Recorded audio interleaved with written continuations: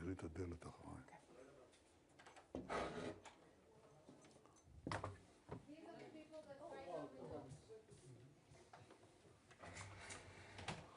Good afternoon. I'm glad you came here because I'd like to take the opportunity to puncture the lies and tell the truth. The truth is that Hamas still has thousands of armed terrorists in Gaza. It vows to repeat the savagery of the October 7th massacre and to do so again and again and again. It openly professes its goal to destroy the state of Israel. It subjugates Gazans. It steals their foods. It shoots them when they try to move to safe zones. And I think it's instructive that now many Gazans are fighting back. They're begging us, they're begging the world, free us, and free Gaza from Hamas. No nation can accept a genocidal terrorist organization, an organization committed to its annihilation, a stone's throw from its citizens. Our goal is not to occupy Gaza. Our goal is to free Gaza, free it from Hamas terrorists. The war can end tomorrow if Gaza, or rather if Hamas lays down its arms and releases all the remaining hostages. Gaza will be demilitarized. Israel will have overriding security responsibility. A security zone will be established on Gaza's border with Israel to prevent future terrorist incursions. A civilian administration will be established in Gaza that will seek to live in peace with Israel. That's our plan for the day after Hamas, and let me summarize it. 5 principles for concluding the war. 1, Hamas disarmed. 2nd, all hostages freed. 3rd, Gaza demilitarized. 4th, Israel has overriding security control. And 5, non-Israeli, peaceful civilian administration. By that I mean a civilian administration that doesn't educate its children for terror, doesn't pay terrorists, and doesn't launch terrorist attacks against Israel. That's what we want to see in Gaza. So it's neither Hamas nor the PA. That's our plan. Given Hamas's refusal to lay down its arms, Israel has no choice but to finish the job and complete the defeat of Hamas. Now, we've done a great deal. We have about 70 to 75% of Gaza under Israeli control, military control. But we have 2 remaining strongholds, okay? These are Gaza City and the central camps in the Muasi. That's roughly, it's schematically presented here, but it's fairly accurate. Last Thursday, Israel's Security Cabinet, instructed the IDF to dismantle the 2 remaining Hamas strongholds in Gaza City and the central camps. Contrary to false claims, this is the best way to end the war and the best way to end it speedily. We will do so by first enabling the civilian population to safely leave the combat areas to designated safe zones. In these safe zones, they'll be given ample food, water, and medical care, as we've done before. And again, contrary to false claims, our policy throughout the war has been to prevent a humanitarian crisis, while Hamas's policy has been to create it. Since the beginning of the war, Israel has let in close to 2 million tons of aid. I know of no other army that has enabled such aid to go to the civilian population in enemy territory. Now, if we had a starvation policy, no one in Gaza would have survived after 2 years of war. But our policy has been the exact opposite. We let in, as I said, almost 2 million tons of aid and sent millions of text messages, millions of phone calls to Gazans to get out of harm's way. Yet in the last few months, Hamas has violently looted the aid trucks meant to get to Palestinian civilians. They deliberately created a shortage of supply. And the UN consistently refused, until recently, to distribute the thousands of trucks that we led into Gaza through the Kerem Shalom crossing. So our problems, we've had tons of uncollected food rotting on the Gazan side of the border because the UN was and still is unwilling to deliver all of it.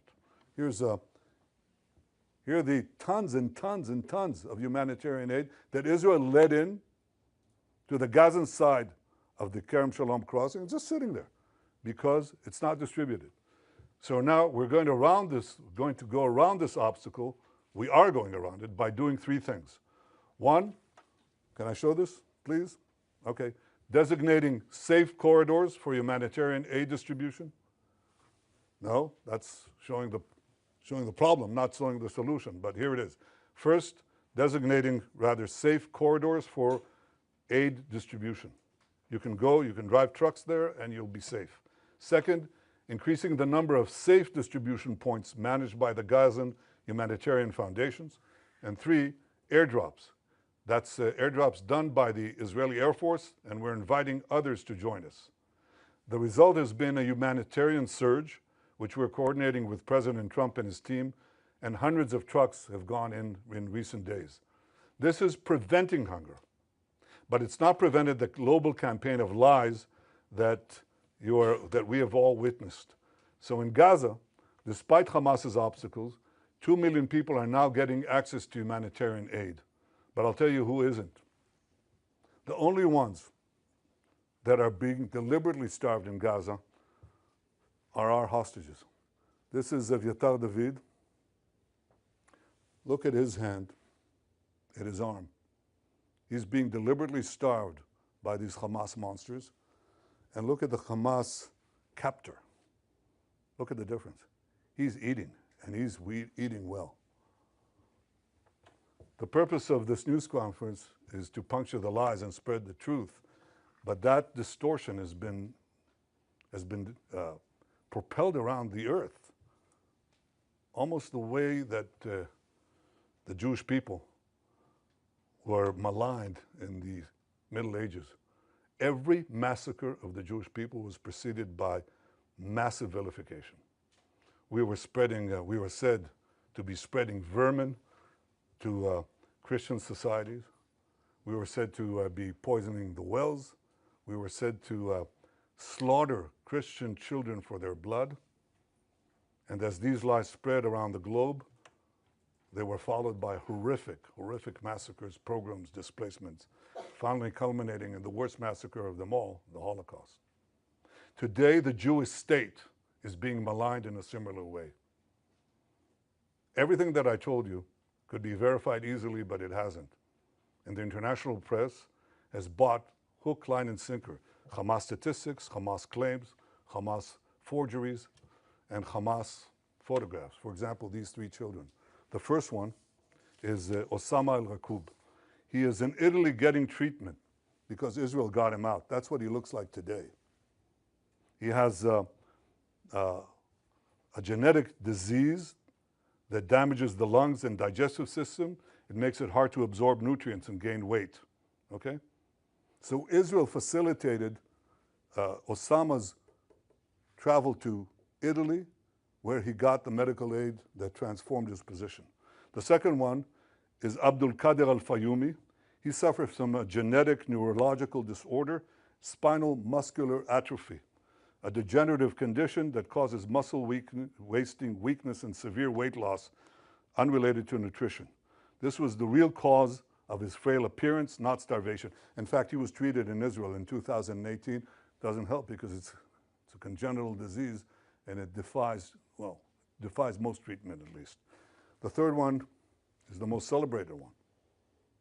This is a New York Times cover photo.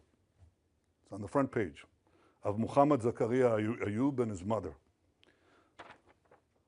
Muhammad Zakaria Ayub is suffering from a genetic illness, which you're familiar with. It's called cerebral palsy.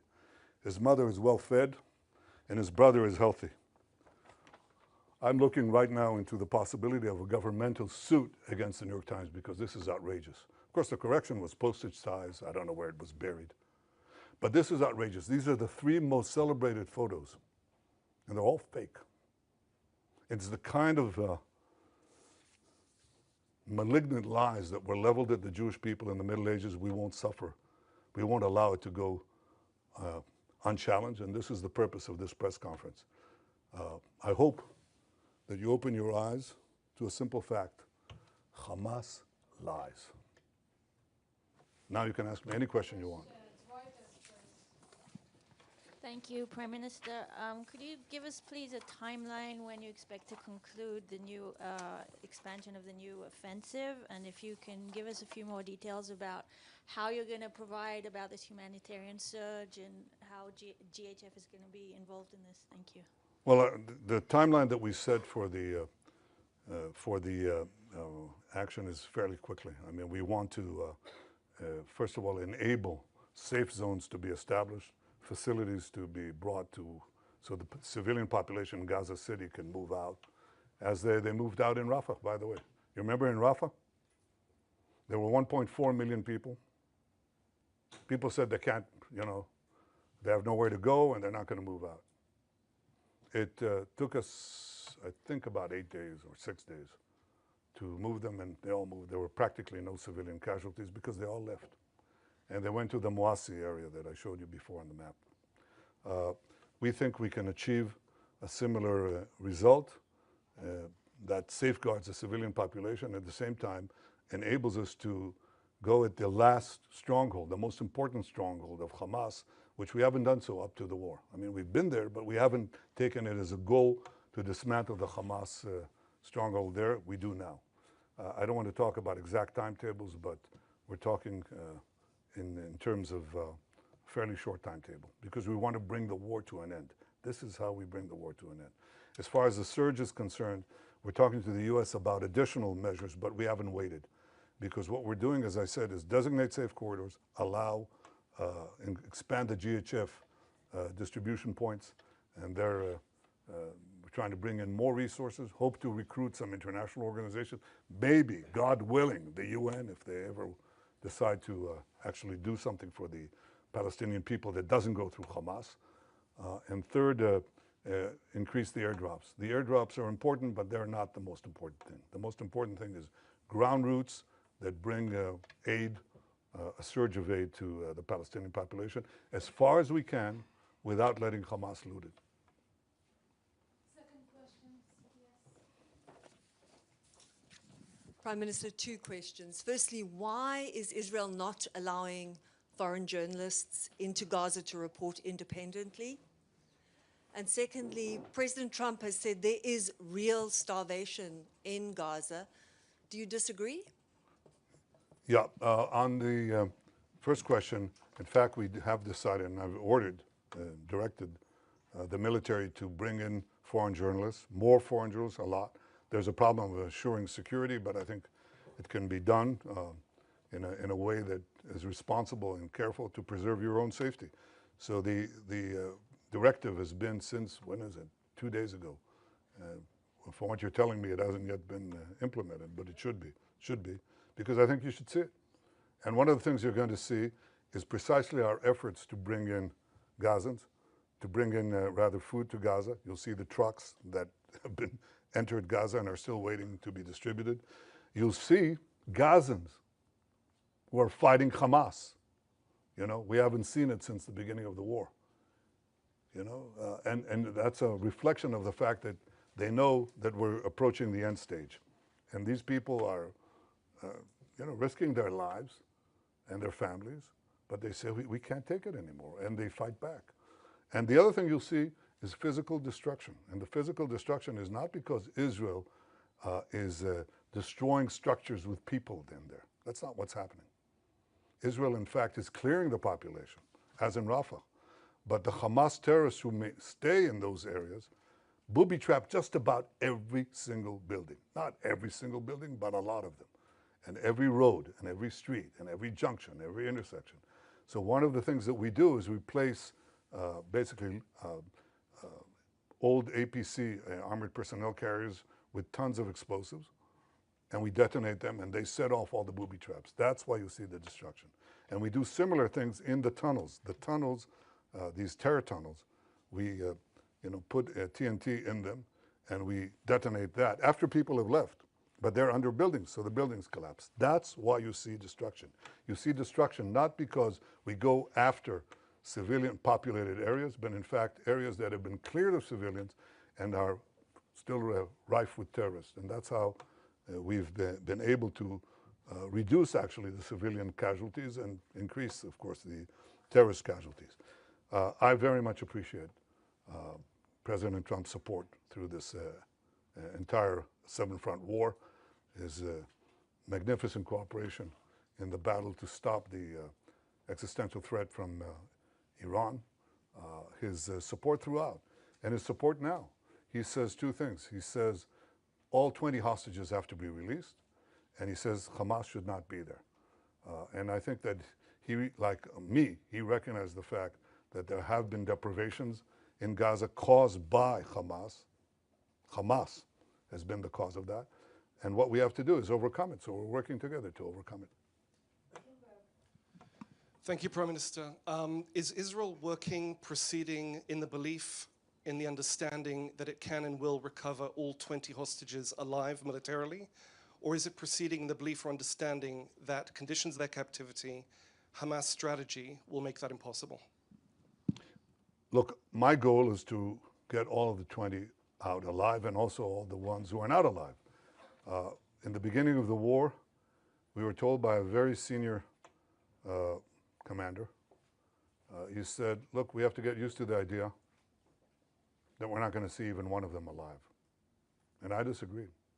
I said, we'll get most and possibly all of them if we apply judiciously both military pressure and political, diplomatic pressure. So far, out of 255 hostages, we got 205 out, of which 148 are alive. 148 are alive. We have 20 living ones left in Hamas captivity, and 30 who are not alive, as I said before. If we don't do anything, we're not going to get them out. The option of just doing a war of attrition from defensive positions has not proved itself, and I think it will just, it won't get them out, but I think it will draw us into a protracted conflict that doesn't bring the war to an end. The move that I'm talking about, I think, has the possibility of getting them out. We're talking about how to, I don't want to go into details, but how to get the remaining hostages alive as we close in on Hamas. And there are various ways that I think, creative ways that this can be done, but again, I won't go into that now. Thank you, Prime Minister. Two questions, please. You've just shown the horrific photo of Eviatar David, who's kept hostage in Gaza. We know that the hostages' days are numbered. So how will prolonging the war bring them home? And second question, you stated that Gaza would be passed to civilian governance that is not Hamas and not the Palestinian Authority. Can you specifically identify who this civilian governance would be? Do you have any concrete entities or individuals in mind? And is there a timeline for establishing this administration? Yeah, well, I don't want to prolong the war. I want to end the war. And I think the other suggestions would have prolonged it. We may have gotten maybe a dripping of hostages, even though Hamas showed no willingness to do that. And then they just go on and on and on, and we'd have this endless. Unless you are willing to just say, Israel, capitulate, go out. And even then, I don't think we'll get all the hostages. And if we capitulate, it means that Hamas will rearm, regroup, and carry out all the threats that it openly professes every day, by the way. Every day they say, we're going to do the October 7th massacre again and again, and we're going to destroy the state of Israel. You can't leave them there, So we're not going to do that. So my goal is not to prolong the war. My goal is to end the war. And I think that prolonging the war means that many of them could be starved to death. That's exactly the point. I don't want that. As far as the specific partners for the civil governance of Hamas, we're actually, I think the 5 principles are generally widely accepted. And it's instructive that some of the Arab countries, quite a few of them actually, said that Hamas has to be disarmed. I think this is the starting point. And look at what is happening in Lebanon as a result of our action. The Lebanese government, the new Lebanese government, is talking about disarming Hezbollah. Who would have believed it? Well, some of us did. I did. And that's changing the Middle East, as I promised to do on the second day of the war. I think in this case, if we succeed in this effort to basically end the war by defeating Hamas, its remaining strongholds, there are several candidates. There are several candidates that we're talking about, several constructs. And it's a transitional period. It's a transitional authority. It's going to be there because we don't want to, contrary to what I said, we want a security belt, but right next to our border, but we don't want to stay in Gaza. That's not our purpose. At least not my purpose, and I openly state, including to those who disagree with me, and there are some who do. But I think that our goal is to make sure that Hamas isn't there, and that what replaces Hamas does not educate for terrorism, pay for terrorism, launch terrorism, but is willing to live in peace. There are candidates. I don't want to spoil the chances of succeeding here because I think they're real, but they're real providing we finish the job. See, no one's going to go in there if we don't finish the job. We can talk about the day after until eternity. No one's going to go in there unless we finish Hamas, and we're able to finish Hamas, and we will finish Hamas. Yes, Welt TV Germany. Thank you, Mr. Prime Minister. So the German Chancellor has once again defended his decision not to send weapons to Israel, which can be used in Gaza. He said a friendship can and must withstand that. From your perspective, what has changed in this relationship? Look, I respect Friedrich Merz. I think he's been a good friend of Israel, but I think he's buckled under. He's buckled under the pressure of false TV reports, the pressure, internal pressure from various groups. And I can say this, and I don't want to talk about him specifically, but I want to say this. Look, maybe some choose to forget October 7th. We will not forget what happened. And we will do whatever it takes to defend our country and defend our people, defend our future. We will win the war, with or without the support of others. But I think that there's an issue here. And the issue is many leaders tell me, look, we know you're right, but we can't stand, in the face of the public opinion in our country, especially European leaders. They tell me that over and over again. And I say, that is your problem. It is not our problem. It is not our problem. In Munich, everybody celebrated Munich. Everybody celebrated the capitulation in Munich, the Munich Peace Conference, peace in our time. Okay? And everybody lambasted Churchill who opposed it. So what? The difference now is maybe they thought then that there was a real chance for peace by succumbing to the Nazis. But I don't believe anybody seriously thinks that now. And we're facing neo-Nazis. Chancellor Merz's predecessor was here, okay? And he, on the first or second day of the war, he was there on the first days of the war. And he said to me, they're exactly like the Nazis. And they are. And we're not going to leave. We're not going to leave the remainder of the Nazi army, in the equivalent of Berlin. Don't go into Berlin and don't finish off the Nazi army, the German army. Of course not. I mean, that's what people are telling us to do. And I'm not going to do it. And the Israeli people are not going to do it. We're going to do it.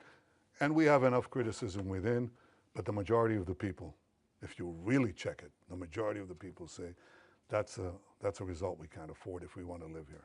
So we're going to do what we need to do. And I hope that Chancellor Merz changes his policy. And you know when he'll change his policy? For sure? When we win.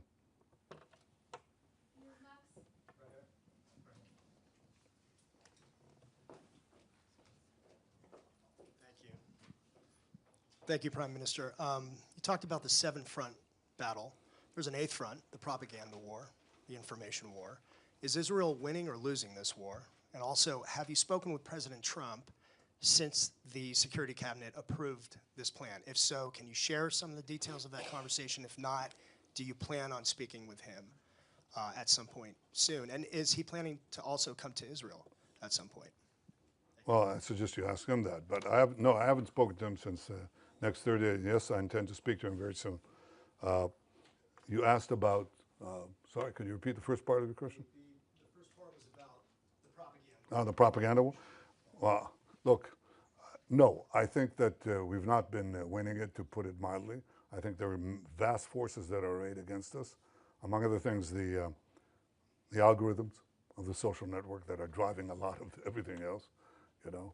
And people who really know, and they're the foremost people in this field in the world, they're telling me that about 60% of the responses on the social media are bots.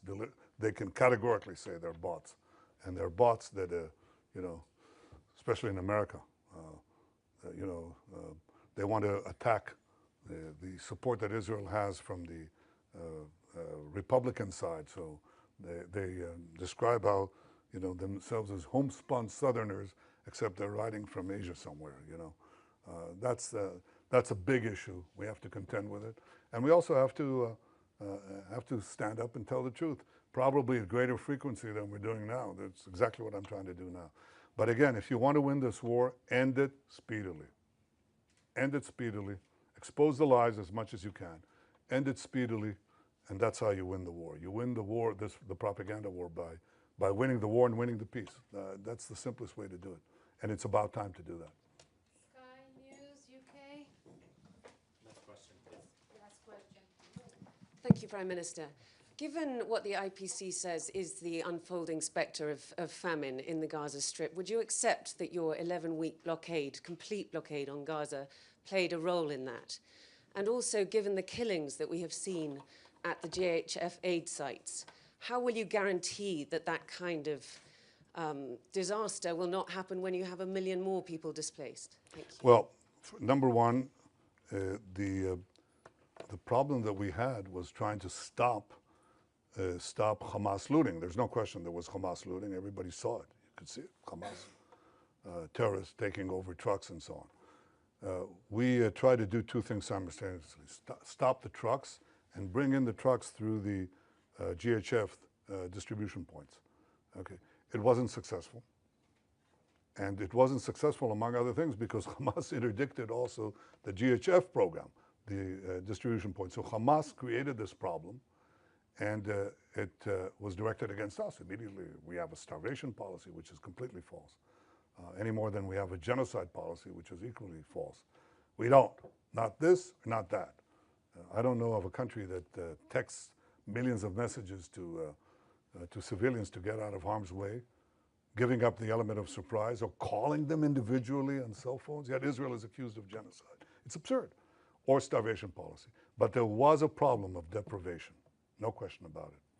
And so we had to solve it, and the way we solve it is the way I described it to you. And there are now not 0 trucks, but at least in, I think last time I checked, hundreds of trucks that went into Gaza. That's alleviating the situation.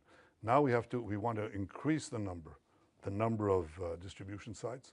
So there's not, basically you answer this problem, or you solve this problem by the law of supply and demand. If you have a lot of supply, if you flood Gaza with food, which some of it will be pilfered, there's no way to get around that, will be looted by Hamas, but you'll have, if enough food reaches the marketplace, so to speak, then you'll see a difference. And you know what the difference is? How do we know for sure there's a difference? Because we monitor, as any one of you could, the price of food in Gaza. It's plummeted. It's plummeted ever since that we decided to take to do the humanitarian surge. And it'll plummet more if other countries join us. So I called on other countries to join in the airdrops. I actually called them to help persuade the UN to move those trucks, because every truck that goes in brings down the price of food. That's what happens. And when you have no shortage like that, then you don't have also the crowding around distribution points. And by the way, a lot of the firing was done by Hamas, seeking to have response by our forces, and very often they didn't. They held back. They stayed their fire, even though their own lives were on the line. Yeah. We're done. Thank you, Prime Minister. We're done? We're done. Thank you. Well, I couldn't resist that one. Matthew Doran from ABC Australia. Oh, okay. Matthew Doran from ABC Australia. You've Yeah. seen countries such as the UK, Canada, France say that they will support Palestinian statehood in the next short while. You've described that as a reward for Hamas here.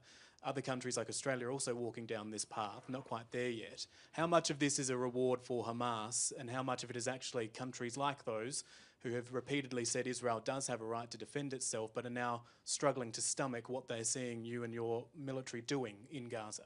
Well, first of all, those who say that Israel has a right to defend itself are also saying, but don't exercise that right. When we do what any country would do faced with this genocidal terrorist organization that has performed the worst attack on Jews since the Holocaust, I think we're actually applying force judiciously, and they know it. They know what they would do if right next to Melbourne or right next to Sydney you had this horrific attack. So I think you would do it, at least what we're doing, probably maybe not as efficiently and as precisely as we're doing it. We've lost quite a few soldiers in that effort. But that's the first thing. I think that the second thing you ask is Palestinian state. Well, the assumption, the prevailing assumption in this is that the problem that we have with the Palestinians is the absence of a Palestinian state.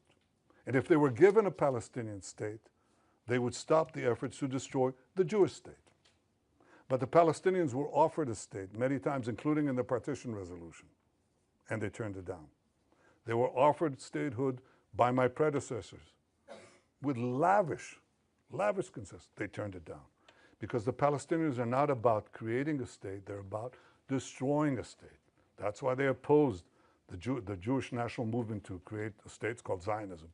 They opposed it before the inception of the Jewish state, and they've opposed it since. They've opposed it when they had the Judea and Samaria, the West Bank, and Gaza in their hold. They didn't say, let's create a state there. They didn't say that. Because again, their goal is the destruction of a state. It defies imagination or understanding how intelligent people around the world, okay, including seasoned diplomats, government leaders, and respected journalists, fall for this absurdity. It's so easy to verify, you know. And look at the PA, okay? Look at the Palestinian National Movement today is divided, okay? Divided between two forces, okay? The Palestinian Authority in Judea and Samaria and Hamas in Gaza, okay? Hamas in Gaza had a de facto state. It had a state. And it used it to launch a war of terror against Israel because their doctrine is that the destruction of Israel should proceed with forceful and direct military and terrorist moves. That's what they did on October 7th. And that's what they'll do again if we don't destroy them. The Palestinian Authority, on the other hand, says no. First, Israel has to be reduced to indefensible boundaries. You've got to get them out with the ICC, with the UN, with the Security Council resolutions, drive them to indefensible boundaries, and then deliver the blow, because Israel is too strong in its present configuration. These discussions are open, they're held. Anybody, you don't need Israeli intel for it, believe me, okay? You can just scour the web, you'll find it, okay? So they have no difference about the goal. That's why the Palestinian children in Judea and Samaria and the Palestinian children, that is the Palestinian children under the PA and the Palestinian children under Hamas, are educated with exactly the same textbooks. That's why the PA calls its public squares against mass killers of Jews. That's why they have pay for slay. The more Jews you murder, the more you get paid, or your family gets paid. I mean, so that's the crux of the problem. The real reason that this conflict persists is not because of the absence of a Palestinian state, but the persistent Palestinian refusal to recognize a Jewish state in any boundary, okay? Now, when you give them a Palestinian state, when they haven't abandoned the goal of destroying the Jewish state, all you're doing is you're bringing the next war closer. Again, Hamas had a state. You just brought the war closer. And if you did the same thing in Judea and Samaria, right above Tel Aviv, enveloping Jerusalem, some say cutting Jerusalem into two, that's all that's going to happen. You're going to have the radicals again take it over, Iran take it over, and start a state from improved boundaries, start a war with improved boundaries. That's not going to happen.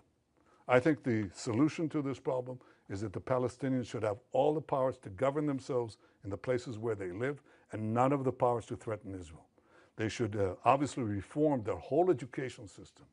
They should reform their whole historical outlook and say, all right, you know, we accept that Israel is here to stay, not as a fact, as a physical or geographic fact, but as a fact of historical equity You know, if they want to live here next to us, they have to stop seeking our destruction. And to give them an independent state with all the trimmings, okay, is to invite a future war and a certain war.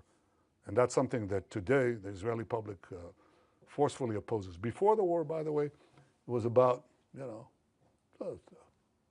third, two-thirds in the overall population, probably 60-40, or even more, sorry, in the Jewish population. But now it's changed more dramatically. I mean, we had a vote in the Knesset a few months ago about the possibility of, you know, having a Palestinian state, and the result was 99 to 9. 99 to 9. And that covers a very broad spectrum. And today, most of the Jewish public is against the Palestinian state for the simple reason that they know it won't bring peace, it'll bring war. To have European countries and Australia march into that, rabbit hole, just like that, fall right into it, and buy this canard is disappointing, and I think it's actually shameful. But it's not going to change our position. Again, we will not commit national suicide to get a good op-ed for 2 minutes.